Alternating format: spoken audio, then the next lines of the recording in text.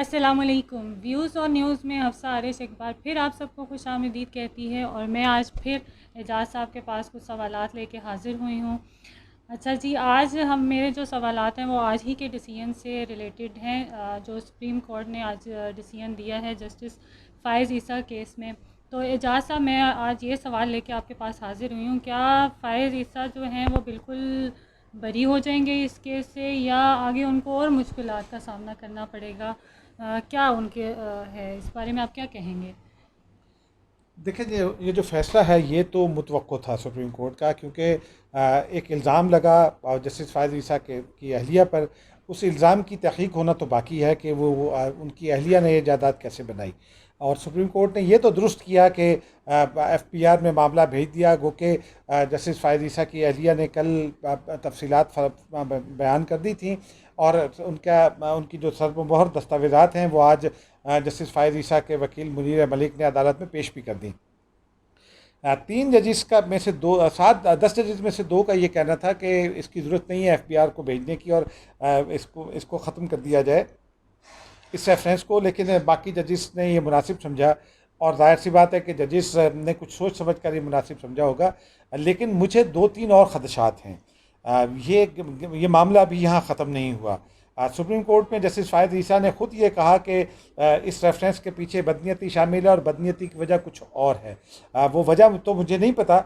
Justice Faiz ईसा के Faizabad case का हवाला ज़रूर देते हैं। मुझे नहीं पता कि ये फैज़ाबाद केस का हवाला कितना दुरुस्त है, कितना नहीं है, लेकिन कुछ फिशी ज़रूर लगता है हुकूमत के पार्ट पर। अब आज जो मेरी इतला है वो ये है कि हुकूमत की जानिब से ये गौर किया गया है कि जस्टिस फ़ाइज़ ईसा के ख़िलाफ़ जो केस है उसकी तहक़ीक़ात में अल्टीमेटली जस्टिस फ़ाइज़ ईसा के ख़िलाफ़ क्या करना है। उसमें शहजाद अकबर साहब ने ये तस्दीक कर दी है इस बात की कि वो कहते हैं कि हुकूमत के पास तीन ऑप्शंस हैं। एक ऑप्शन तो ये है कि एफबीआई तहक़ीक़ात करे, और दूसरा दूसरा वो तहक़ीक़ात करके और जो रिपोर्ट है वो चीफ़ जस्टिस ऑफ पाकिस्तान को पेश कर दे। चीफ़ जस्टिस ऑफ पाकिस्तान बतौर चीफ़ जस्टिस ऑफ पाकिस्तान वो रिपोर्ट पेश करेंगे सुप्रीम जुडिशल काउंसिल के चेयरमैन को। वो चीफ़ जस्टिस वो खुद भी हैं, लेकिन उनका कहना था कि जो उसका ये दूसरा ऑप्शन है, रिपोर्ट पेश की जाएगी, और फिर अगर रिपोर्ट पेश नहीं होती तो चेयरमैन सुप्रीम जुडिशल काउंसिल सो मोटो एक्शन ले सकते हैं। लेकिन जो तीसरा पहलू है वो मेरा वही खदशा बिल्कुल बजा तौर पर मेरा मौजूद है। उनका ये कहना है कि तीसरा ऑप्शन ये है कि सदर मुमलिकत जो है वो रेफरेंस दोबारा भेजें, और इस मरतबा वो गलती ना की जाए। लेकिन अगर ये होता है तो इसका मतलब है कि हुकूमत हर कीमत पर जस्टिस फ़ाइज़ ईसा को निकलवाना चाहती है। ये मामला बहुत आसान नहीं है। अगर सदर ने ये भेजा तो फिर दोबारा बदनीयती का सवाल फिर शुरू हो जाएगा, और ये सवाल फिर उठेगा कि क्यों जस्टिस फ़ाइज़ ईसा को हुकूमत निकलवाना चाहती है। क्योंकि मामला तो सिंपली एक टैक्स का है। एफबीआर को रिपोर्ट मुरतब करनी है 90 दिन में। इनकम टैक्स को एसरटेन करना है कि इस जायदाद का टैक्स प्रॉपर अदा किया गया या नहीं अदा किया गया। मैं एक बात आपको और बताऊं कि जस्टिस फ़ाइज़ ईसा के जो ससुर हैं खुसरो साहब, वो इस वक्त तो बहुत बीमार हैं, लेकिन वो सिंध के बड़े जागीरदारों में से हैं। ऐसे जागीरदार जिनकी ज़राअत से आमदनी जो है वो लाखों करोड़ों रुपए में आज से 20 साल पहले भी थी। तो इसका मतलब ये है कि उनके पास ये जायदाद मौजूद थी। अब सिर्फ तय ये करना है कि ये रकम जो है ये बैंक से गई या हुंडी से गई। अगर बैंक से गई या हुंडी से भी गई तो भी उस आदमी को पकड़ा जाना है जिसने ये काम किया। ऐसा नहीं है कि जस्टिस फ़ाइज़ ईसा की बेगम की जो जायदाद है, अगर उसमें लंदन में जो जायदाद खरीदी गई उसमें अगर कोई बेज़ाब्तगी है तो उसका जस्टिस फ़ाइज़ ईसा पर असर नहीं पड़ सकता, क्योंकि कानून यही कहता है। और ये जायदाद भी उनके जज बनने से पहले से की गई थी। लेकिन मुझे लगता है कि हुकूमत के जो दानिशवर हैं वो हुकूमत को मज़ीद फंसाने की कोशिश करेंगे। और मैं एक बात और भी समझता हूँ, इसकी जो पॉलिटिकल इम्प्लीकेशन है वो उस पर हम बाद में बात करते हैं जब आप ये सवाल करेंगी। लेकिन इस वक्त मौजूदा हालात में जब एक जानिब हमें मशरक़ी सरहदों पर मुश्किल सूरत हाल है, अफ़गान पीस प्रोसेस चल रहा है, मौजूदा हुकूमत को डीएस्टेबलाइज़ करना किसी तरह मुनासिब नहीं है। और मैं ज़ाती तौर पर यह समझता हूँ कि तफसीली फ़ैसला आने से पहले एक तो बहुत लंबा तबसरा नहीं करना चाहिए। दूसरा, प्राइम मिनिस्टर जो है वो वोटों से मुंतखब हुए हैं, तो अगर तो सुप्रीम कोर्ट में ये तय पा जाता है कि तफसीली फैसले में कि ये बदनीति का मामला है और सुप्रीम कोर्ट कह देती है कि सदर और वज़ीर आज़म के ख़िलाफ़ भी कार्रवाई होनी चाहिए, वो प्रोसेस होना चाहिए इम्पीचमेंट का, और वज़ीर आज़म की के ख़िलाफ़ तहरीक अदम के ज़रिए कार्रवाई हो सकती है या उन्हें उनकी नाअहली का फ़ैसला सामने आ सकता है। लेकिन ये उस तफसीली फ़ैसले में अगर ये साबित होता है तब हो सकता है। अदरवाइज मुंतखब प्राइम मिनिस्टर को हटाना तो इसका मतलब यही है कि जो फिर माजी में जो हटाए गए थे प्राइम मिनिस्टर वो दुरुस्त हटाए गए थे, उन्होंने भी तो कुछ ना कुछ किया ही था ना। तो इसलिए ये जो इसकी इम्प्लीकेशन है ये मैं समझता हूँ कि ये जो सुप्रीम कोर्ट का फ़ैसला है उसमें इस तरफ जाने का फ़ैसला सिर्फ उसी सूरत में होना चाहिए जब सुप्रीम कोर्ट ने कुछ कह दिया हो। सही। तो एजाज साहब, ये तो सारा इसका सिनेरियो था डिसीजन का। अब आप ये बताएं कि ये जो डिसीजन हुआ है इसके जो पॉजिटिव और मतलब उसका जो रिज़ल्ट है वो पॉजिटिव वे में देखा जाए या नेगेटिव वे में देखा जाए, इसके इफ़ेक्ट्स किसके लिए हैं और कैसे होंगे या क्या इफ़ेक्ट्स पड़ेंगे, वो आप देखें, क्या कहेंगे? इस पर मेरी मियां रज़ा रब्बानी से आज बात हुई। उनका ये कहना था कि ट्राइकॉटमी ऑफ पावर जो है, यानी कि इख्तियारात किसके पास कितने हैं, वो मामला इस फैसले के ज़रिए तय हो गया आज के ज़रिए। सुप्रीम कोर्ट ने वादे कर दिया कि रेफरेंस जो है वो उसकी बुनियाद गलत थी, बदनीयती पर मबनी था, इसलिए उसको कलअदम करार दे दिया। लेकिन जो इल्ज़ाम था जस्टिस फ़ायद ईसा पर, वो एग्जेक्टिव की अथॉरिटी है कि वो उस इल्ज़ाम की तहकीकात करे, तो वो मामला FBI को भेज दिया गया। इनकम टैक्स और FBI मिलकर देखेंगे। फिर जो इसके जो अगले मराहल हैं वो भी सुप्रीम कोर्ट में उसने शॉर्ट ऑर्डर में भी कुछ लिस्ट किए हैं कि इतने दिन में रिपोर्ट तय होनी है, इतने दिन में ये होना है, फिर मामला सुप्रीम जुडिशल काउंसिल में जा सकता है या नहीं जा सकता।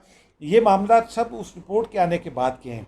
लेकिन मैं ये ज़ाती तौर पर ये समझता हूँ कि एक जानिब तो इसका बहुत ही मस्बत ये पहलू है कि इख्तियारात का तयन हो गया।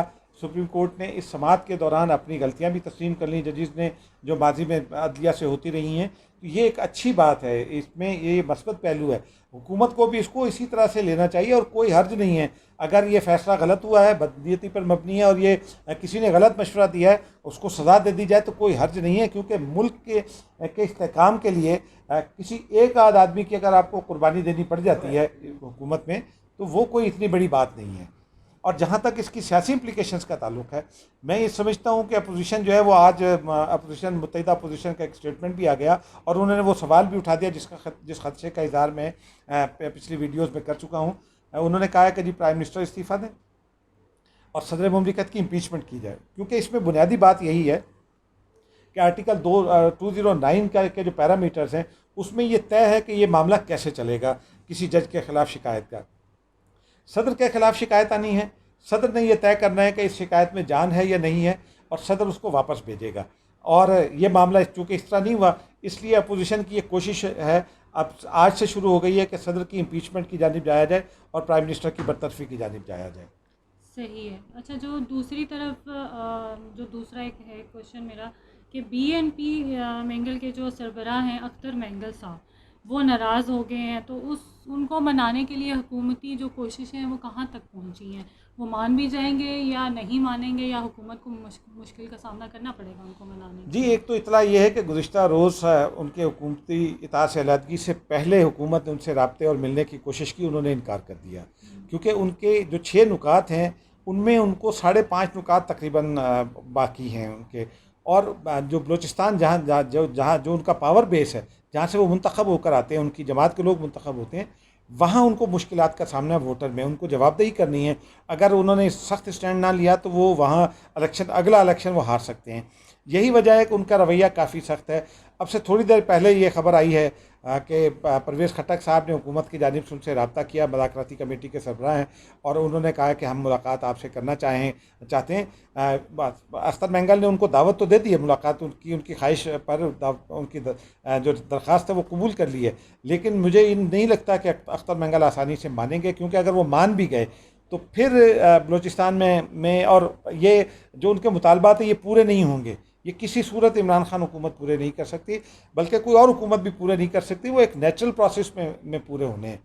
अगर अख्तर मेंगल के मुतालबात पूरे होने की कोई बहुत वादे यकीनदानी करा दी जाती है और जो वादे उनसे किए थे वो जो एस्टेब्लिशमेंट के की तरफ से अगर ये यकीनदानी करा दी जाती है तो फिर जो है वो वापस आ सकते हैं। और ये इस बात को भी उन्हें आवाम के सामने रखना होगा कि एस्टेब्लिशमेंट से किसने उनको ये यकीनदानी कराई है।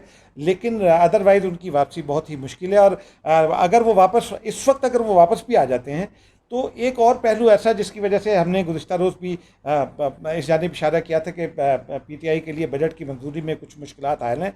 वो मुश्किलात जो हैं वो हैं कि पीटीआई के बहुत बड़ी तादाद में अरकान कौमी असम्बली जो हैं वो कोरोना वायरस का शिकार होकर घरों में बंद हो गए हैं। वो अगर इजलास में शरीक नहीं हो सकते तो फिर बजट की मंजूरी मुश्किल होगी, क्योंकि 172 अरकान अपोजिशन हो ना हो हुकूमत को पूरे करने हैं। इसलिए मैं ये ज़ाती तौर पर समझता हूँ कि हुकूमत को बजट की मंजूरी से पहले अपोजिशन के साथ मुज़ाकरात करना होंगे ताकि बजट मंजूर हो सके। बहुत बहुत शुक्रिया एजाज साहब, आप लोगों ने आज का ताज़ा तरीन सूरत हाल जो है वो एजाज साहब से सुन ली है। जो हमारे आज की जो सूरत हाल थी वो मैंने पूछी है एजाज साहब से, आप लोगों ने सुन लिया। आप लोगों को बहुत, अगर आप लोगों के कोई सवालात हैं तो कमेंट बॉक्स में आप लोग अपने सवालात पूछ सकते हैं। हम आप लोगों के सवालात का जवाब व्यूज़ ऑन न्यूज़ के थ्रू आप लोगों को ज़रूर देंगे। बहुत बहुत शुक्रिया हमारा प्रोग्राम देखने के लिए, थैंक यू सो मच। और चैनल सब्सक्राइब करना बिल्कुल ना भूलिएगा। Thank you so much.